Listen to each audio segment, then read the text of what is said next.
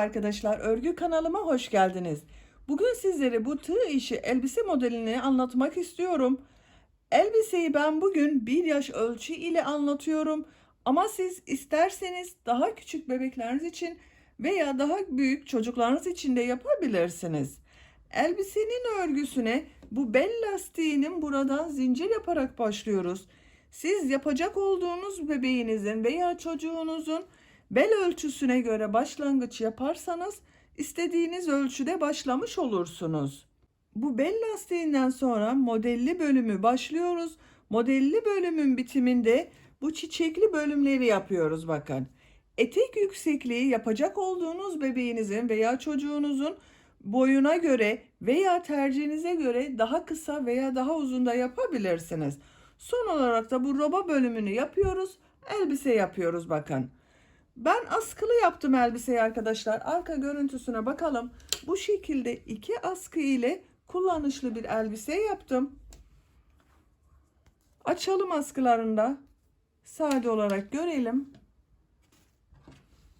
Roba bölümüne de böyle çiçek yaptım. Beline de bu şekilde bakın ip kordon yaptım. Siz bunları yapmasanız da olur. Sade olarak da yapabilirsiniz. Eğer siz de benim gibi bu çiçekten yapmak isterseniz veya bu ip kordondan yapmak isterseniz her ikisinin anlatımı YouTube kanalımda var. Sizler için bunların olduğu YouTube linklerini bu videonun açıklama bölümüne ekliyorum. Siz izlemekte olduğunuz bu videonun açıklama bölümünde bulunan çiçek ve fıstıklı ip kordon linklerine tıklarsanız siz de bunlardan yapabilirsiniz. Biz bugün bu güzel elbisemizi yapacağız. Elbiseye başlamadan önce ölçülerini de size vereyim. Fikriniz olsun arkadaşlar.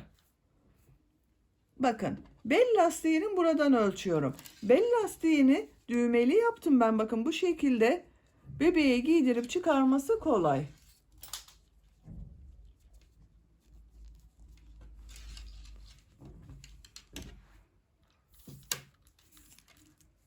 İlk önce bel örgüsünü ölçelim. Bakın buradan düzelterek ölçeyim.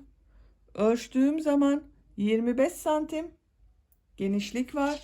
Yüksekliğini ölçüyorum.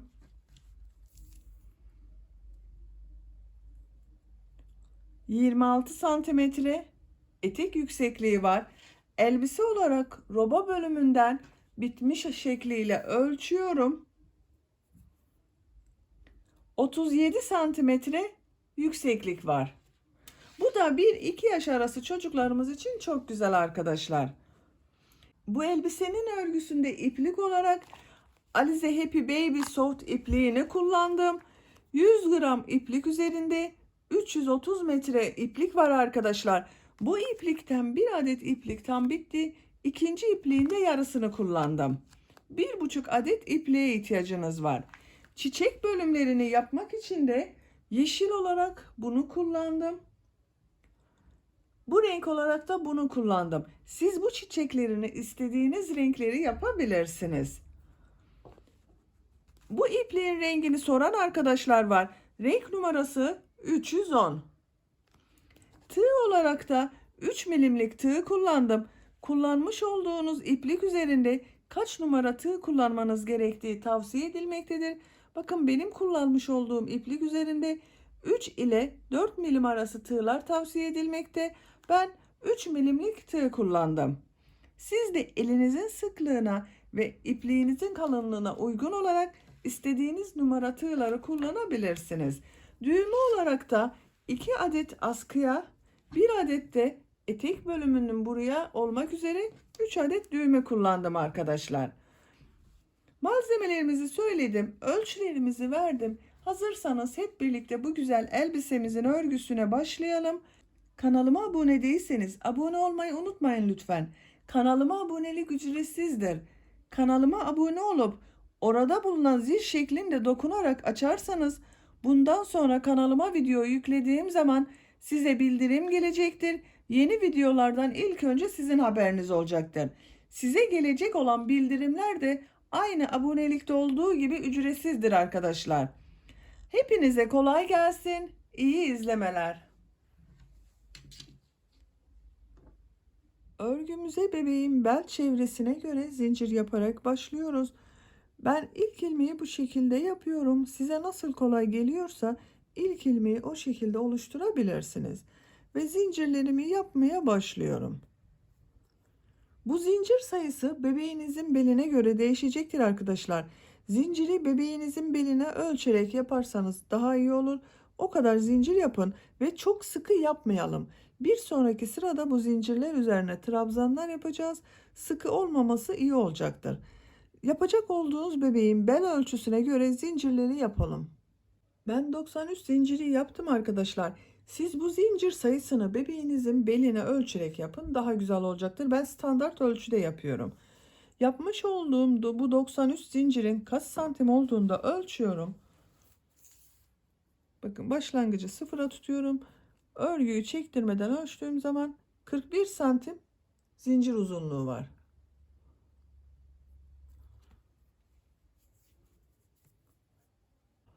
1, 2, 3 zincir yapıyorum. İpi tığın üzerine alıyorum. 1, 2, 3 ilmek atlıyorum. Dördüncü ilmek içerisine trabzan yapıyorum. Diğer ilmekleri de trabzan yaparak devam ediyorum. Bu sırada bir sıra trabzan sırası yapacağız.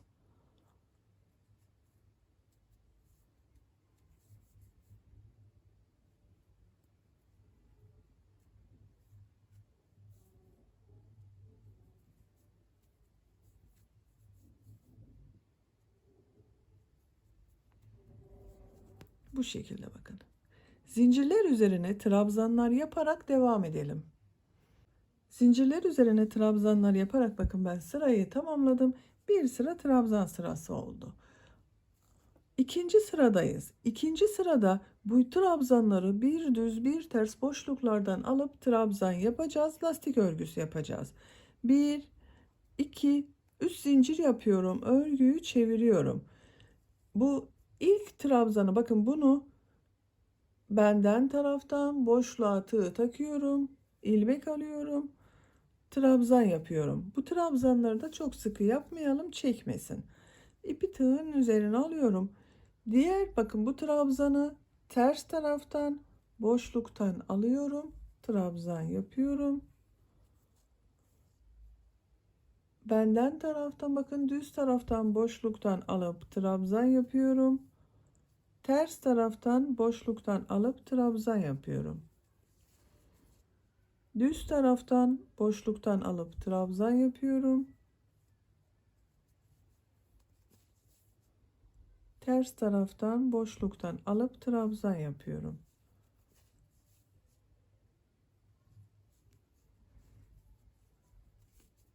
Görüntü olarak bakın böyle oluyor. Her iki tarafının örgüsü de aynı görünüyor. İkinci sırada trabzanları bir düz bir ters boşluklardan alıp trabzanlar yaparak sıra sonuna kadar devam edelim. Sıra sonunda 1, 2, 3, 4 ilmek kalasıya kadar. İkinci sırada trabzanları bir düz bir ters boşluklardan alıp trabzan yaparak sıra sonunda 1, 2, 3 bakın 4 trabzan kalasıya kadar tamamladım. Bu 4 trabzanı düz yapacağız. Bakın tepe noktalarına batarak yapıyorum bunların. 1, 2, 3. Bakın en son 3 zincir yaparak döndüğümüzde de bir trabzan yapıyorum. 4 trabzanı düz yaptım burada. Düğmeli yapacağız biz bugün bunu. Onun için bakın bu altta kalacak. Düğme deliği olarak da burada yaptığımız boşlukları kullanacağız. Bu şekilde birleşecek. Onun için bu sıra sonunda 4 ilmeği düz trabzan yaptım. Üçüncü sıradayız. Üçüncü sıraya çıkmak için bakın bir zincir yapıyorum. Örgüyü çeviriyorum. Trabzan yapacağız. Bu 1, 2, 3, 4 ilmeği. İlk ilmek üzerine trabzan yapıyorum. Diğer 3 ilmeği de trabzan yapıyorum.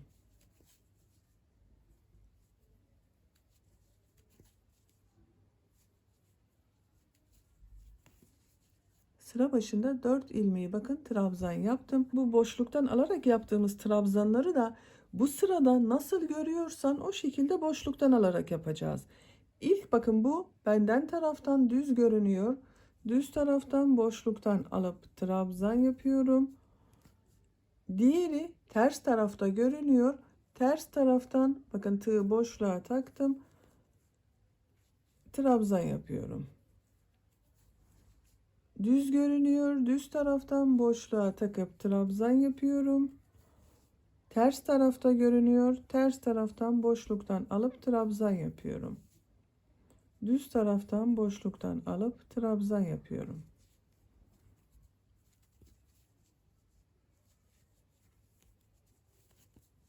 Bu şekilde. Bu sırayı trabzanları nasıl görüyorsan o şekilde boşluklardan alıp trabzan yapalım. Sıra sonuna kadar devam edelim. Sıra sonunda üst zincir yapıp geriye dönelim. Yine nasıl görüyorsan o şekilde boşluklardan alıp trabzan yapalım. Buraya geldiğimiz zaman bu 4 trabzanın tepe noktasına trabzan yapacağız. Yani trabzanları nasıl görüyorsan o şekilde boşluklardan alarak trabzan yapıyoruz. Düz olanları düz yapıyoruz. Lastik genişliğini siz kaç santim istiyorsanız, kaç sıra istiyorsanız o kadar sıra sayısınca gördüğümüz gibi yaparak tamamlayalım. Bel lastiğini ben tamamladım arkadaşlar. Kaç sıra yaptığımı sayıyorum. Bakın 1, 2, 3, 4. 4 sıra benim için yeterli. Santimetre olarak da ölçüyorum. Ölçtüğüm zaman 3,5 santim genişlik var. Ben bunu yeterli görüyorum ama siz isterseniz tercihinize göre bir sıra daha yaparak 5 sıra olarak tamamlayabilirsiniz. Şimdi bunu birleştireceğiz. Modelli bölüme geçmeden önce bir sıra sık iğne yapıyorum. Bakın birleştirmeyi bu düz tarafı bakın altta kalacak. Şöyle yapalım. Bu bakın bir düz bir ters yaptığım üst bölümde kalacak. Şöyle tutuyorum arkadaşlar birleştirmeyi. Burada 4 trabzan yapmıştım. Buradan da bakın 1, 2, 3, 4 ilmek sayıyorum. 4. ilmeğe tığ takıyorum. Bu ilmeğe tığ taktım. Bakın buraya çekiyorum bunu. İlmeği böyle aldım. Bakın birleştirdim. Bir zincir yaptım, sağlamlaştırdım. Aynı ilmeğe sık iğne yapıyorum. İkinci ilmeğe bakın tığ takıyorum. Karşıdan ikinci ilmeğe tığ takıyorum. Sık iğne yapıyorum. Üçüncü ilmeğe tığ takıyorum. Karşıdan üçüncü ilmeğe tığ takıyorum. Sık iğne yapıyorum. Son ilmeği bakın boşluktan da alabiliriz. Karşıdan dördüncü ilmeğe tığ taktım. Sık iğne yaptım. Burada 4 sık iğneyi yaptık. Diğer ilmekleri de bakın her ilmek üzerine birer defa sık iğne yapıyorum.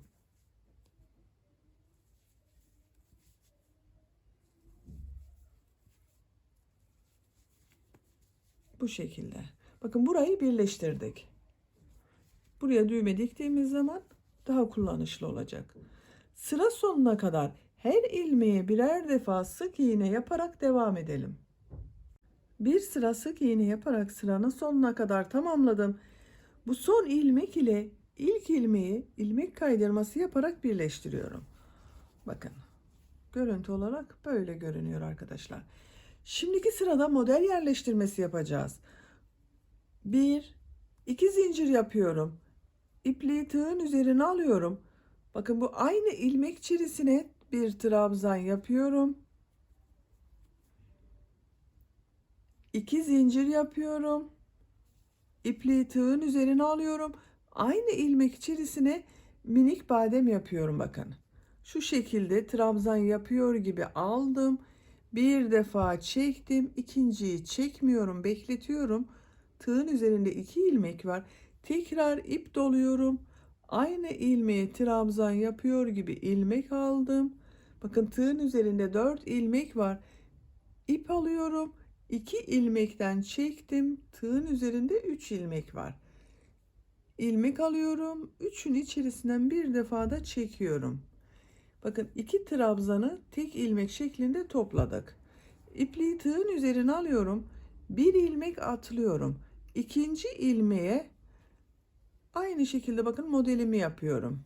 trabzan yapıyor gibi çektim. Bir defa çektim. İkinciyi bekletiyorum. Tekrar iplik doluyorum. Aynı ilmeğe tığ takıyorum. İlmek alıyorum. İlmek alıyorum. Bakın tekrar 2 ilmek üzerinden çektim. Tığın üzerinde 3 ilmek var. İlmek alıyorum. Üçün içerisinden bir defa da çekiyorum.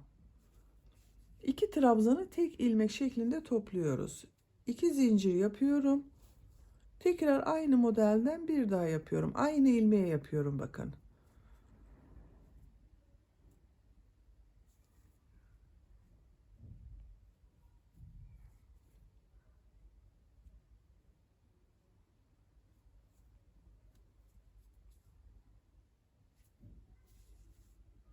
Bir ilmek atlıyorum arada. İkinci ilmeğe modelimi yapıyorum. Bir defa çekip bekletiyorum.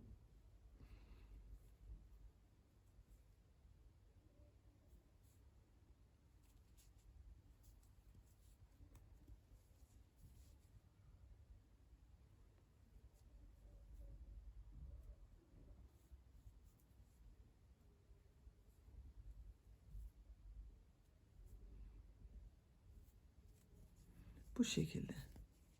Minik badem modelleri yapıyoruz. Aralarda birer ilmek atlıyoruz. İkinci ilmeğe bu modellerimizden yapıyoruz. Sıra sonuna kadar devam edelim.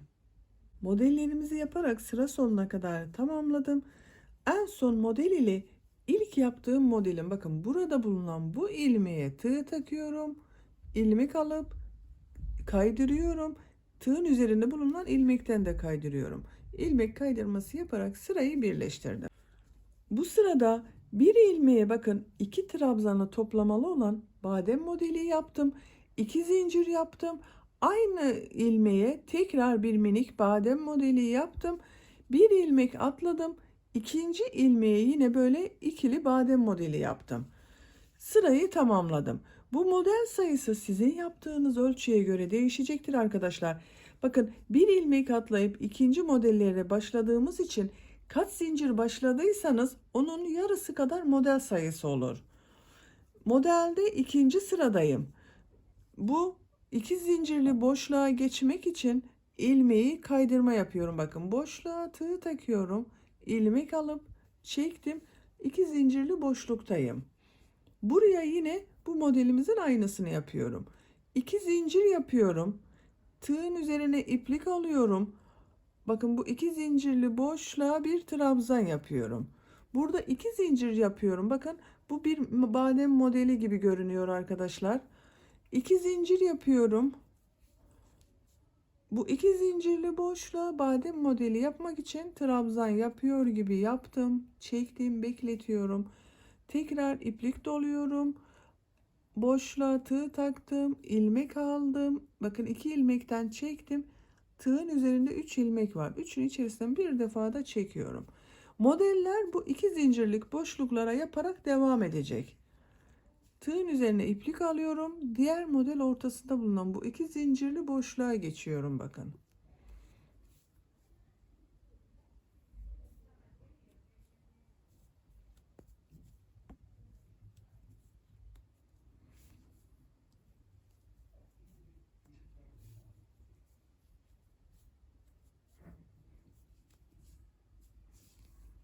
Diğer modele geçiyorum. Yine aynı şekilde ikili badem modelleri yapıyorum. Gördüğünüz gibi çok kolay model arkadaşlar.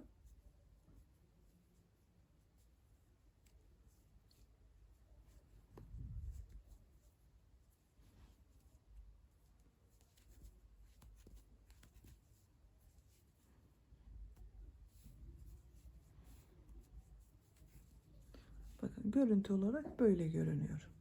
Sıra sonuna kadar devam edelim. Eteğin modellerinde ikinci sırayı sıra sonuna kadar tamamladım. Son model ile ilk yaptığım bu modeli ilmek kaydırması yaparak birleştiriyorum. Bakın burada bulunan bu ilmeğe tığ takıyorum. İlmek alıp çektim. Tığın üzerinde bulunan ilmekten de çektim. Bakın birleşim yeri hiç belli olmuyor böyle yaptığımız zaman arkadaşlar. Modelde 3. sıradayız. 3. sırada yine bu 2 zincirli boşluklardan başlayacağız. 2 zincirli boşluğa ilmek kaydırması yaparak geçiş yapıyorum. 2 zincirli boşluktayım. 2 zincir yapıyorum. Aynı boşluğa bir trabzan yapıyorum. 2 zincir yapıyorum. Boşluk içerisine 2 trabzandan oluşan badem modelini yapıyorum bakın.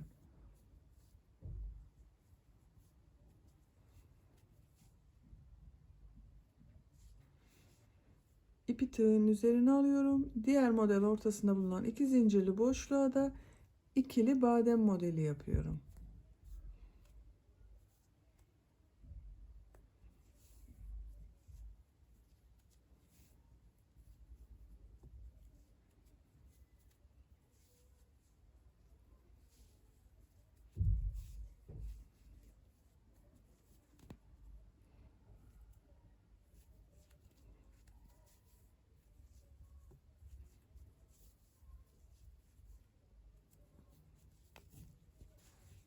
Bu şekilde bakın.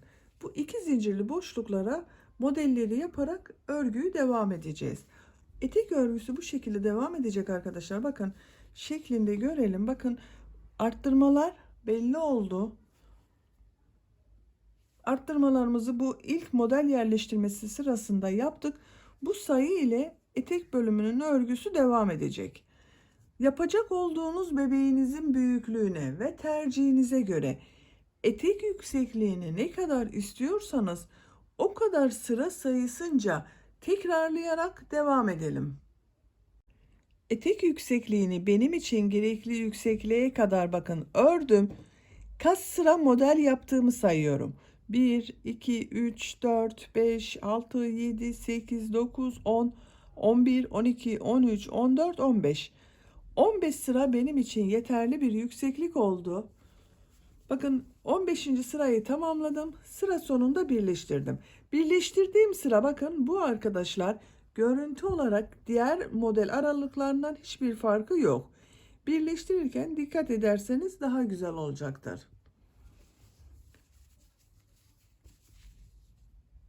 İpliği burada kesiyorum. Bakın sıra sonunda ilmek kaydırması yaparak birleştirdim. Bu renk ipliği burada kesiyorum.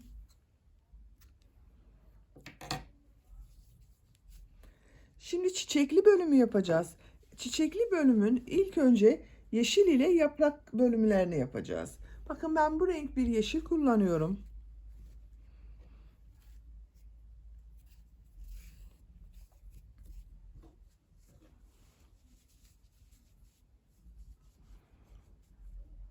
Buradan bakın ilk model içerisinden yaprakları yapmaya başlıyorum. Yeşil renk ile bir ilmek oluşturdum. 1, 2, 3 zincir yapıyorum. İpliği tığın üzerine alıyorum. Aynı boşluğa bir trabzan yapıyorum. Çiçek için V şekillerinden oluşan yaprakları yapacağız. Bakın bu bir V şekli oluştu. İpliği tığın üzerine alıyorum. İkinci model içerisine de bir trabzan, 2 zincir, bir trabzan yapıyorum.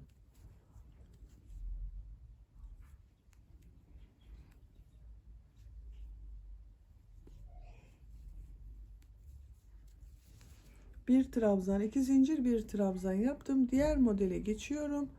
Bir trabzan, 2 zincir, bir trabzan yapıyorum.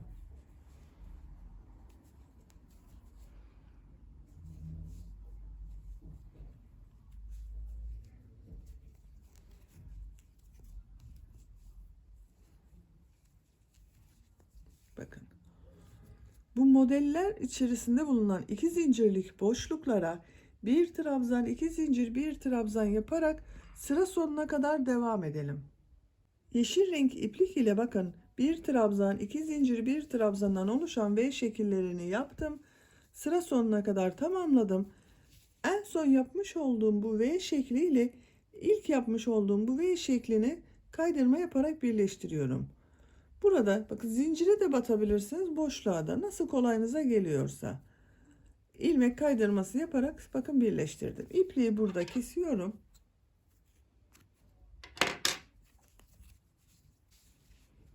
Çiçeğin yaprak bölümlerini tamamlamış oldum bu şekilde. Şimdi çiçek bölümünü yapacağız. Ben çiçeklerde bu renk kullanıyorum. Siz tercihinize göre istediğiniz renkleri kullanabilirsiniz.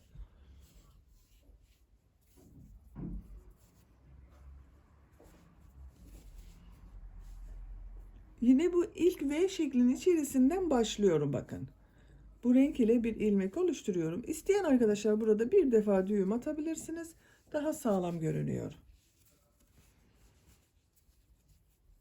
Bu ilk V şekli içerisinden bu renk ile bir ilmek oluşturdum. 1 2 zincir yapıyorum. İpliği tığın üzerine alıyorum. Bu V şeklinin içerisine 5 trabzan yapıyorum. 1 2 3 4 5. Bakın. V şeklin içerisine 5 trabzanı yaptım. Tığı iplikten çıkarıyorum. Bakın ilmekten çıkardım. İlk yapmış olduğum bu ilmeğe tığı takıyorum. Arada 1, 2, 3, 4, 5. ilmek bakın. Çıkarmış olduğum ilmeği tığı aldım. Bu ilmekten çekiyorum. Burayı birleştiriyoruz. Bakın gül tomurcuğu yaptık buraya. 1, 2 zincir yapıyorum. Diğer V şekli içerisine de gül tomurcuğu yapmak için 5 trabzan yapıyorum. 2 3 4 5. 5 trabzanı yaptım. Bakın ilmekten tığı çıkarıyorum. İlk bulunan ilmeğe tığ takıyorum.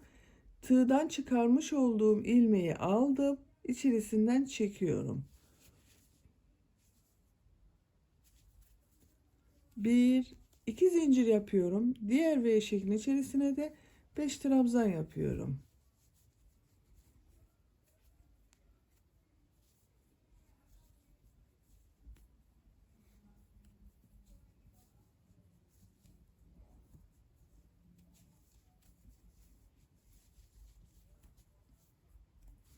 Bakın tığ ilmekten çektim. İlk ilmeğe tığ takıyorum. Tığdan çıkardığım ilmeği aldım. İçerisinden çekiyorum. 1 2 zincir. Diğer model ortasına da 5 trabzandan tomurcuklar yapıyorum. Bakın. Böyle tomurcuk modelleri yapıyoruz. Sıra sonuna kadar bütün V şekillerin içerisine 5 trabzandan oluşan tomurcuk modelleri yaparak devam edelim. V şekillerin içerisine tomurcuk modellerini yaparak bakın sıra sonuna kadar tamamladım. Bu şekilde bir görüntü elde ettik. Bu arada yapmış olduğumuz iki zincirleri çok sıkı yapmazsanız iyi olur arkadaşlar. Onu söylemeyi unuttum ben. Çekme yapmasın diye bu iki zincirleri çok sıkı yapmayalım. En son iki zinciri yaptım. Bu zincir ile başlangıçta yapmış olduğum bakın bu tomurcuğun burada bulunan bu ilmeğe tığ takıyorum. İlmek kaydırması yaparak sırayı birleştiriyorum. İpliği burada kesiyorum.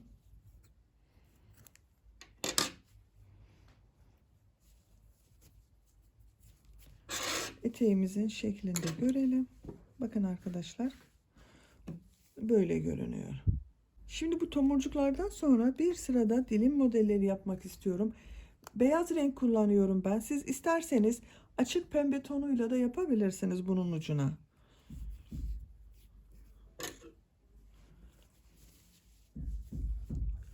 Bu ilmeği kestiğim bakın tomurcuğun üzerinde bulunan bu ilmekten beyaz renk ile bir ilmek oluşturuyorum.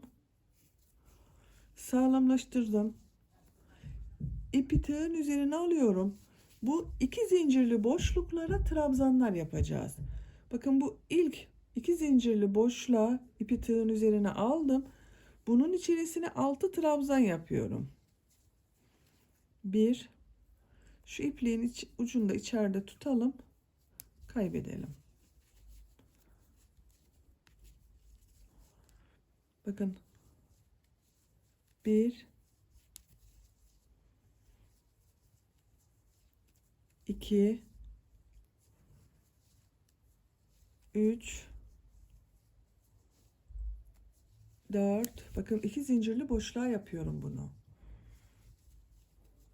5 6.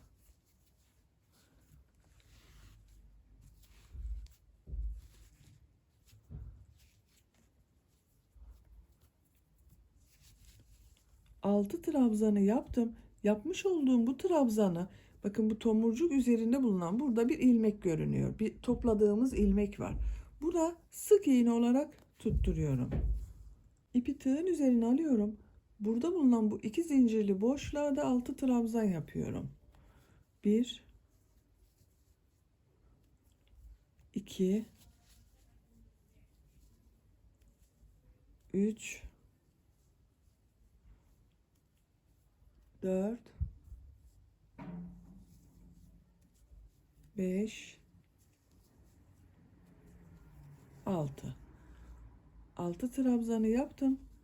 Tomurcuk üzerinde bulunan bu bakın ilmeğe sık iğne olarak tutturuyorum. İpi tığın üzerine alıyorum. Diğer bakın iki model ortasında bulunan iki zincirli boşluğa da 6 trabzan yapıyorum. 1 2 3 4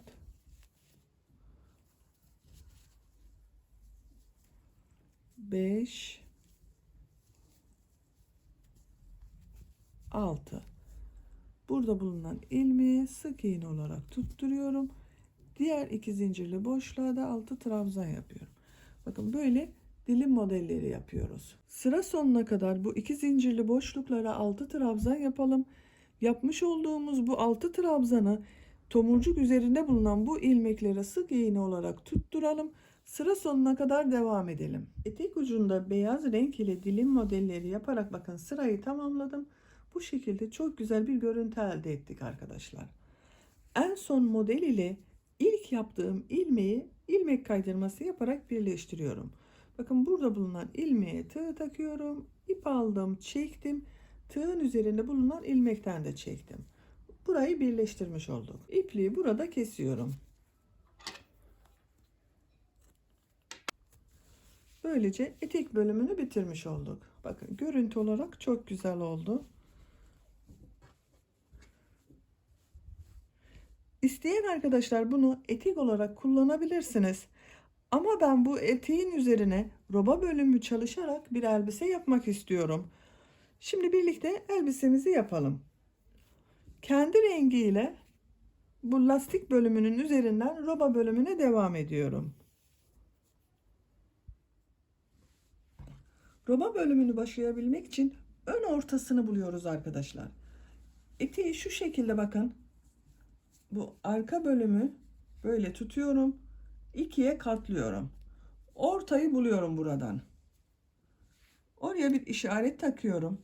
Şu şekilde orta noktaya işareti taktım. Bakın lastik görüntüsü düz görünen görüntü bu.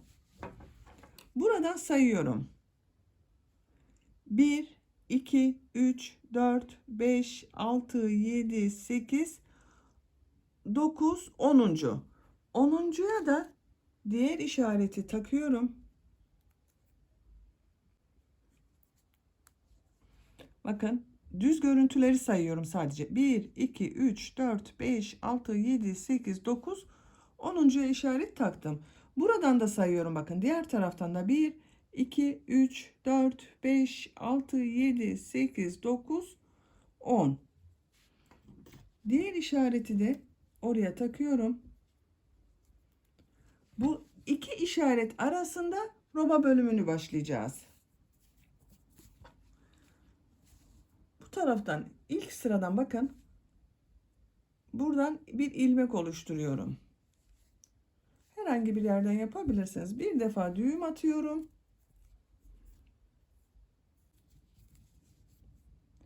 Buradan bir ilmek oluşturuyorum bakın. Bir zincir yapıyorum. Bu ilk gördüğüm düz taraftan görünen trabzan. Bunu düz taraftan boşluktan alıyorum, uzatıyorum bakın. Trabzanı uzatıyorum. Bir trabzan yapıyorum. Robada her iki taraftan 4 trabzanı düz görünen trabzan yapacağız. Bakın bu ilk trabzanı yaptım. İkinci trabzan ters tarafta görünüyor. Ters taraftan boşluktan alıp trabzan yapıyorum. Düz tarafta görünüyor. Düz taraftan boşluktan alıp trabzan yapıyorum. Ters tarafta görünüyor. Ters taraftan boşluktan alıp trabzan yapıyorum. Düz taraftan görünüyor. Düz taraftan boşluktan aldım. Trabzan yaptım. Ters taraftan görünüyor. Ters taraftan boşluktan alarak trabzan yapıyorum. Düz tarafta görünüyor. Düz taraftan boşluktan alarak trabzan yaptım. 1, 2, 3, 4 düz görünümlü bakın trabzan oluştu. 3 trabzan da arada var. Toplam 7 trabzan oldu burada. Buradan itibaren düz trabzanlar yapıyoruz. Sıra sonunda bakın bu işareti yaptığım yerden 4 trabzan görüntüsü kalasıya kadar yani 7 trabzan kalasıya kadar trabzan yapıyorum. Bu ilk ilmek içerisine trabzanı yapıyorum. Diğer ilmekleri de trabzan yaparak devam ediyorum.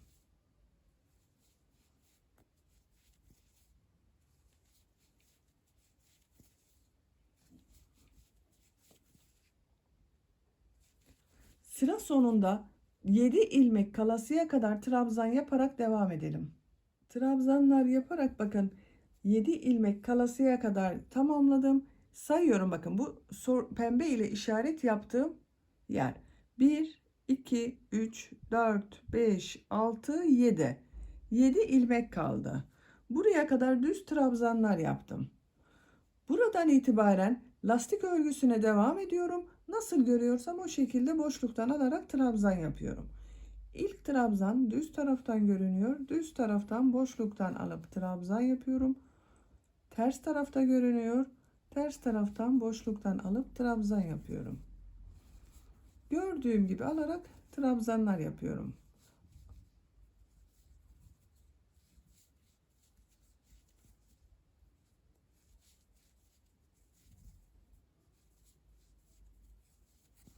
Bu şekilde. Bakın ilk sırayı tamamladık.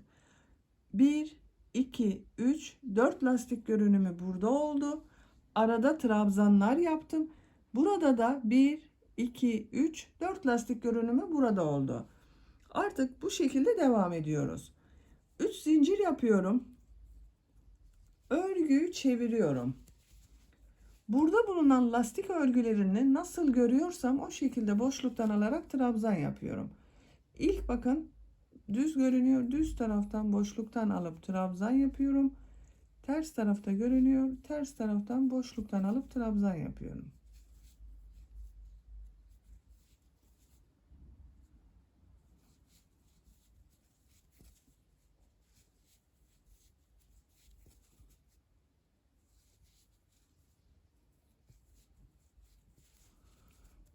Dört lastik görünüm bakın düz tarafı burası. Şöyle çevirelim.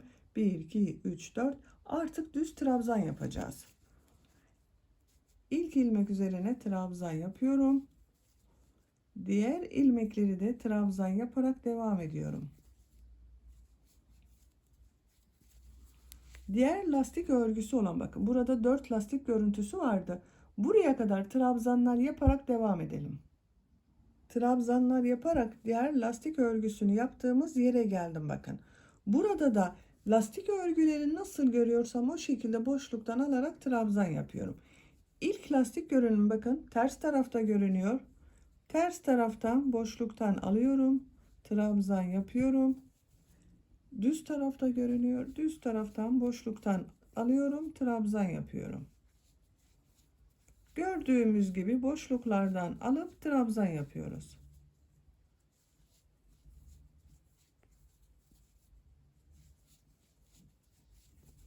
Son ilmeği de bakın üzerine batıyorum. Trabzan yapıyorum.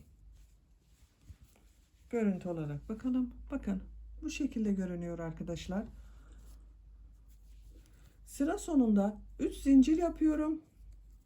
Örgüyü çeviriyorum. Bu lastik örgüleri nasıl görüyorsam o şekilde boşluklardan alarak trabzan yapıyorum. Düz gördüklerimi düz taraftan boşluktan alıp trabzan yapıyorum. Ters tarafta gördüklerimi ters taraftan boşluktan alıp trabzan yapıyorum.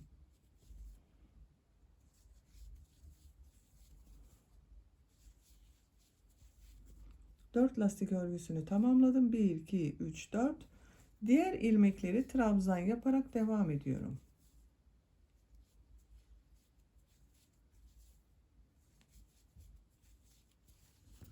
Sıra sonuna kadar devam edelim. Sıra sonunda bu 4 lastik örgüsünü gördüğümüz gibi alarak trabzan yapalım. Bu sırada lastik örgülerini nasıl görüyorsam o şekilde boşluktan alıp trabzan yaptım. Trabzanların üzerine de trabzanlar yaparak sıra sonuna kadar tamamladım. Bakın burada da nasıl görüyorsam o şekilde boşluklardan alarak trabzan yaptım. En son trabzanı yine sizinle birlikte yapmak istedim. Bakın burada 3 zincir yaparak oluşturduğum bir trabzan var sıra sonunda. Bu zincir boşluğuna tığ takıyorum. Son trabzanı böyle yapıyorum.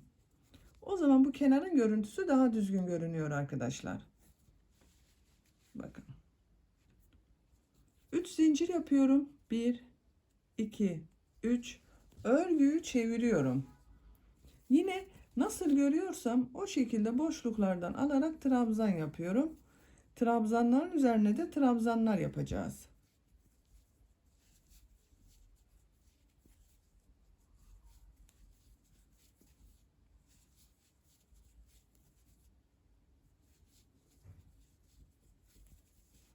Bakın trabzan bölümüne geldim. Lastik örgüsünü bitirdim. Burada da trabzanların üzerine trabzanlar yaparak devam ediyorum. Bu şekilde. Artık roba bölümünün örgüsü böyle devam edecek. Nasıl görüyorsan o şekilde boşluklardan alıp trabzan yapıyoruz. İki tarafı ortada bulunan ilmekler üzerine de trabzanlar yaparak roba yüksekliğini bebeğinizin büyüklüğüne göre tamamlayalım gelelim arkadaşlar. Robanın örgüsünü benim için gerekli yüksekliğe kadar ördüm. Kaç sıra ördüğümü sayıyorum. Bakın trabzan sırasından sayarsak daha kolay sayarız. 1, 2, 3, 4, 5, 6, 7, 8, 9, 10, 11, 12, 13, 14. 14 sıranın kaç santim olduğunu da ölçelim. Lastiğin buradan sıfır noktasını tutuyorum. Ölçtüğüm zaman 11 santim yükseklik var. Yakada lastik örgüsü yapacağız. Bu kenar patta yaptığımız gibi yakada da lastik örgüsüyle bitireceğiz. 3 zincir yapıyorum. 1, 2, 3. Örgüyü çeviriyorum. Lastik örgüsünü nasıl görüyorsam o şekilde boşluktan alarak trabzan yapıyorum. İlk bakın ters tarafta görünüyor. Ters taraftan boşluktan alıp trabzan yapıyorum. Diğerlerinde gördüğüm gibi boşluktan alarak trabzan yapıyorum.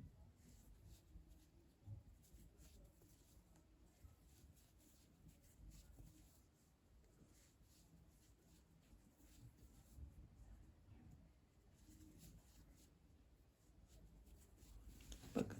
Burada 4 lastik görünümünü yaptım. Trabzanlar üzerinde de lastik örgüsüne devam ediyorum.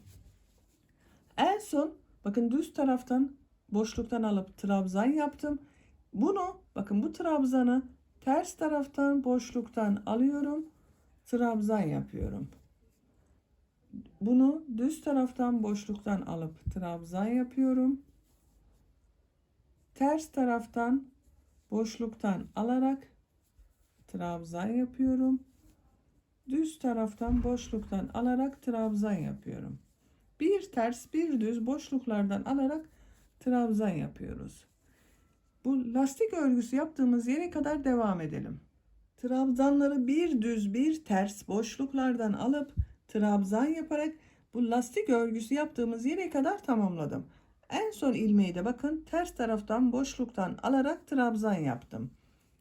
Bu lastik bölümünde bulunan ilmekleri de nasıl görüyorsam o şekilde boşluklardan alıp trabzan yaparak devam ediyorum. Düzde gördüklerimi düz taraftan, ters tarafta gördüklerimi ters taraftan boşluktan alarak trabzan yapıyorum.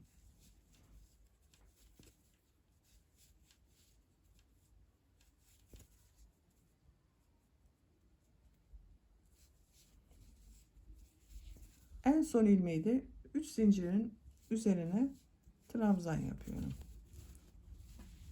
Bakın. Yakanın görüntüsü böyle oldu. Şimdi ikinci sırada bu lastik örgülerini nasıl görüyorsan o şekilde boşluklardan alarak trabzan yapacağız. Ama bu patların olduğu buralara düğme için düğme delikleri oluşturacağız. Bir sırada kaç trabzan olduğunu sayıyorum arkadaşlar. Bakın orta bölümde bulunan bu düz trabzanların olduğu yeri sayalım.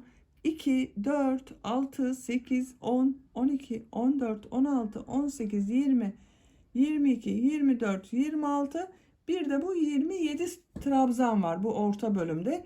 Bunları lastik örgüsü yaptık. Lastik örgüsü görüntülerini sayıyorum. Bakın 2, 4, 6, 8, 10, 12, 14, 16, 18, 20, 21 düz görünümlü lastik örgüsü var. 3 zincir yapıyorum. 1, 2, 3. Örgüyü çeviriyorum. İlk trabzanı bakın düz tarafta görünüyor. Düz taraftan boşluktan alıp trabzan yapıyorum. İkinci trabzanı ters taraftan boşluktan alıp trabzan yapıyorum. Buraya bir düğme deliği yapacağız. Bakın 1, 2, 3 trabzanı yaptım. Bir zincir yapıyorum. İpliği tığın üzerine alıyorum. Bu trabzanı atlıyorum. Bakın bunu yapmıyorum. Bunu atlıyorum. Diğer tarafta görünen, ters tarafta görünen trabzanı boşluktan alıyorum. Trabzan yapıyorum. Düz tarafta görünüyor. Düz taraftan boşluktan alıp trabzan yapıyorum. Ters tarafta görünüyor. Ters taraftan boşluktan alıp trabzan yapıyorum. Bu şekilde. Bakın düğme deliğinde görelim arkadaşlar. Burada 1, 2, 3 trabzanı yaptım. 4. trabzanı bakın atladım. 5. trabzanı yaptım arkadaşlar. Bu lastik örgüsünü bir ters bir düz boşluklardan alıp trabzan yapalım. Bu tarafa da düğme deliği yapacağız. Burada 4 ilmek kalasıya kadar devam edelim. Trabzanları nasıl görüyorsam öyle boşluklardan alıp trabzan yaparak sıra sonunda 4 ilmek kalasıya kadar tamamladım. 1, 2, 3, 4 trabzan kaldı bakın. Bir zincir yapıyorum. Bu ilmeği atlıyorum. Burada bulunan ters tarafta bulunan trabzanı ters taraftan boşluktan alarak trabzan yapıyorum. Burada bir düğme deliği için yer yaptık bakın. Düğme deliğin iki tarafında düz taraftan baktığınız zaman iki tane düz taraftan görünen trabzan var. Bunu düz taraftan boşluktan alıp trabzan yapıyorum. En son 3 zincirli boşluğa da bir trabzan yapıyorum.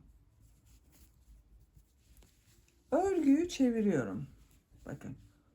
Bir sırada bunun üzerinden trabzan yapacağız arkadaşlar.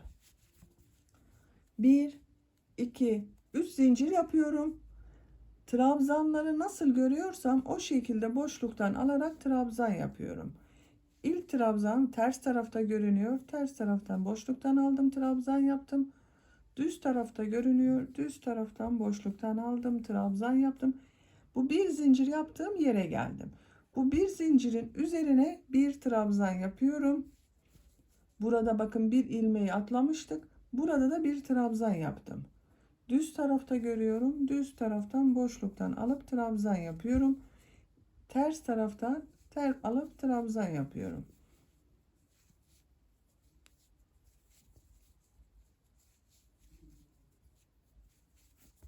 Böyle oldu bakın. Trabzanları nasıl görüyorsan o şekilde boşluktan alıp trabzan yaparak bu düğme deliğini yaptığımız yere kadar devam edelim. Trabzanları nasıl görüyorsam o şekilde boşluklardan alıp trabzan yaparak diğer düğme deliğini yaptığım bakın bu bir zincirli yere geldim. Buraya bir zincirin üzerine bir trabzan yapıyorum. Düz tarafta görünen trabzanı düz taraftan boşluktan alıp trabzan yapıyorum. Ters tarafta görünen trabzanı ters taraftan boşluktan alıp trabzan yapıyorum. En son 3 zincirli bakın boşluğa da bir trabzan yapıyorum. İpliği burada kesiyorum.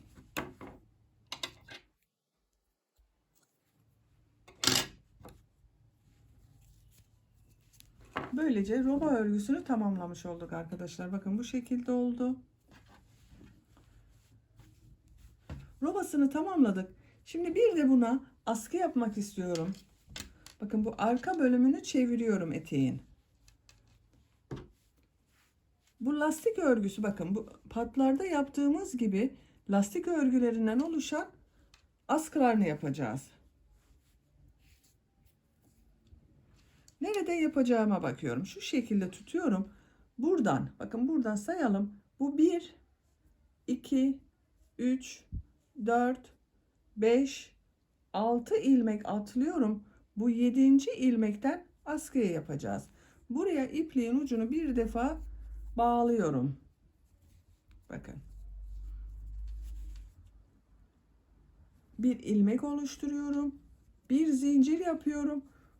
Bu ilk trabzanı düz taraftan boşluktan alıp trabzan yapıyorum.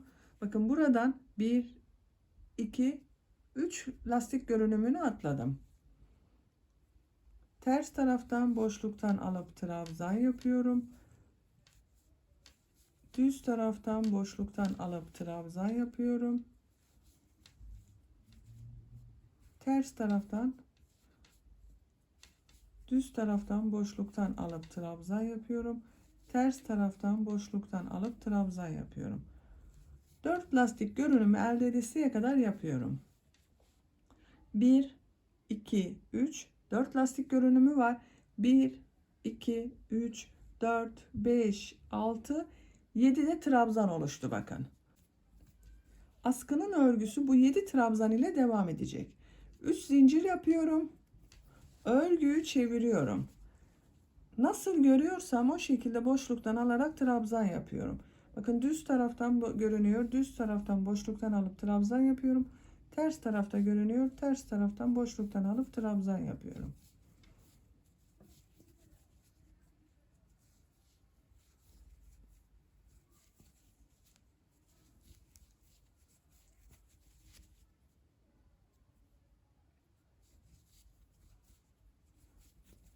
Sıra sonuna kadar tamamladım. 3 zincir yapıyorum. Örgüyü çeviriyorum. Nasıl görüyorsam o şekilde boşluklardan alarak trabzan yapıyorum.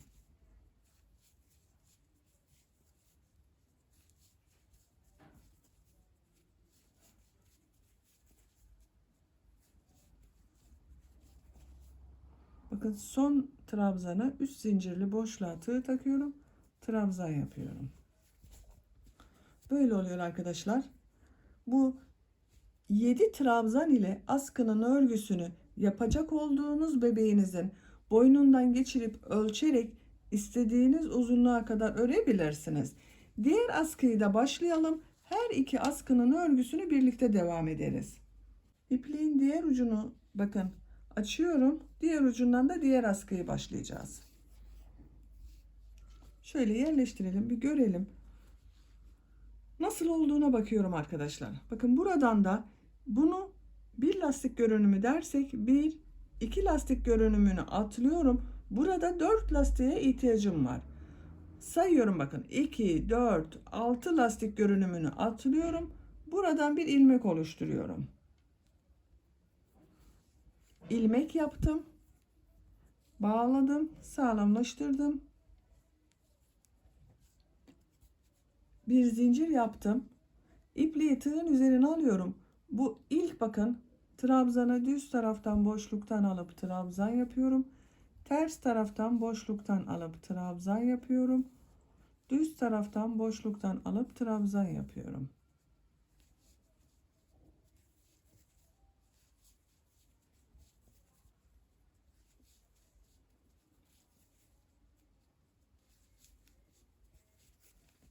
Dört lastik görünümünü elde ettim.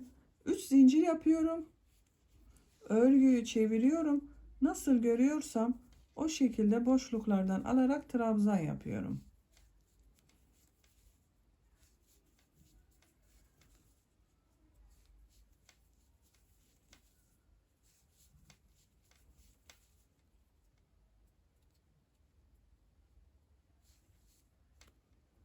Son lastiği de buradan şu şekilde yapıyorum. 3 zincir yapıyorum. Örgüyü çeviriyorum ve devam ediyorum. Askının örgüsüne. Askıların örgüsü bu şekilde devam edecek arkadaşlar. Her iki askının örgüsünü dediğim gibi yapacak olduğunuz bebeğin boyunun uzunluğuna göre istediğimiz kadar sıra sayılarını tekrarlayarak tamamlayalım. Her iki askının uzunluğunu aynı ölçüde ördüm. Kaç santim ördüğüme bakıyorum. Bakın başladığımız yerden ölçüyorum. 34 santimetre uzunluk var. Siz de bunu yapacak olduğunuz bebeğinizin boyuna göre daha kısa veya daha uzun da yapabilirsiniz. Askıların ucuna da bu şekilde 2 adet düğme diktim. Bakın bir buna bir buna. Bunu şu düğme delikleri yapmıştık. Buna takarak kullanabiliyoruz.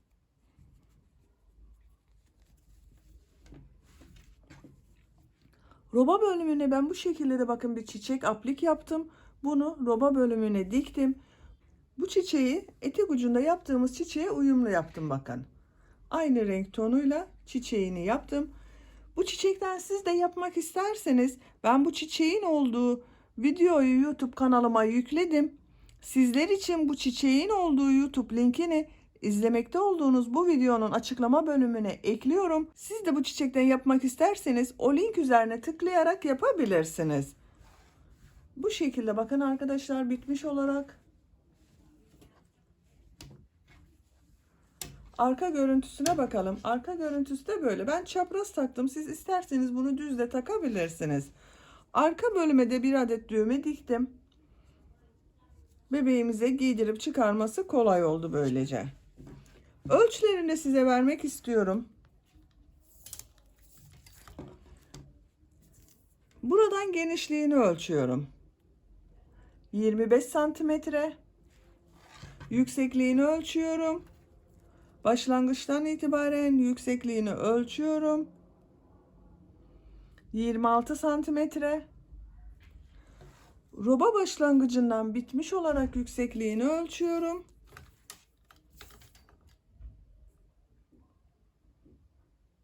37 santimetre. Robanın da genişliğini ölçelim arkadaşlar. Bakın robanın genişliğini ölçüyorum. 16 santimetre. Roba yüksekliğini ölçüyorum bitmiş olarak. Buradan 13 santimetre. Bu da 1-2 yaş arası bebeklerimiz için çok güzel bir ölçü oldu. Bu elbisenin örgüsünde iplik olarak da ikinci iplikten bakın bu kaldı arkadaşlar. 1,5 adet iplik kullandım. Böylece bir örgü anlatımımızın da sonuna gelmiş olduk. Beni dinlediğiniz ve izlediğiniz için hepinize çok teşekkür ederim. Kanalıma abone değilseniz abone olmayı unutmayın lütfen. Kanalıma abonelik ücretsizdir. Kanalıma abone olup orada bulunan zil şeklinde dokunarak açarsanız bundan sonra kanalıma video yüklediğim zaman ilk önce size bildirim gelecektir, haberiniz olacaktır. Sizlerle yeni örgülerde görüşmek dileğiyle. Hoşça kalın, sevgiyle kalın.